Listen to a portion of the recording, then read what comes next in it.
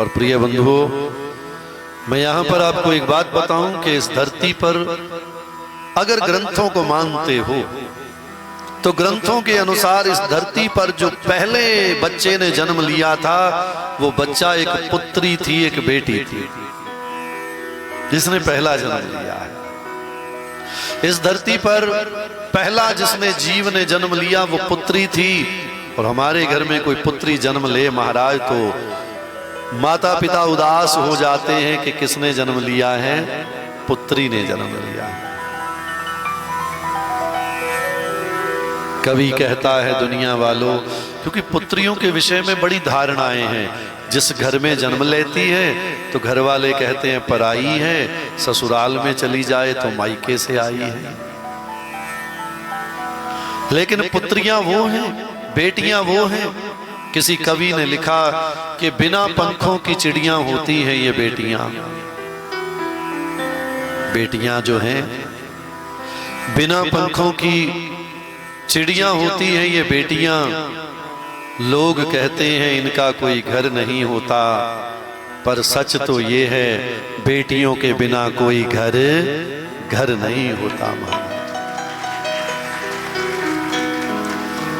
बिना पंखों की चिड़ियां होती हैं ये बेटियां। लोग कहते हैं इनका कोई घर नहीं होता, पर सच तो ये है कि बेटियों के बिना कोई घर नहीं होता। कवि कहता है कि खुदा की दूसरी रहमत का नाम है बेटियां। खुदा की रहमत का दूसरा नाम है बेटियां। माता पिता को बेहद प्यारी होती हैं बेटियां। हर घर की राज दुलारी होती हैं बेटियां। कवि कहता है कि बेटा अगर मन्नतों से मिलता है, बेटा अगर मन्नतों से मिलता है तो मुकद्दर से मिलती हैं बेटियां। और जहां पर बरसती है खुदा की रहमत उस घर में पैदा होती हैं बेटियां, उस घर में पैदा होती हैं। प्यारी सी मुस्कान के लिए क्या कहना, प्यारी सी मुस्कान के लिए, माता पिता के सम्मान के लिए अपनी ख्वाहिशों का गला घोटती हैं बेटियां। माता पिता के सम्मान के लिए, प्यारी सी मुस्कान के लिए अपनी ख्वाहिशों का गला घोटती हैं बेटियां। कवि कहता है ना कर पाएगा तू इनकी बराबरी, क्योंकि दर्दे गम सहकर भी मुस्कुराती है बेटियां।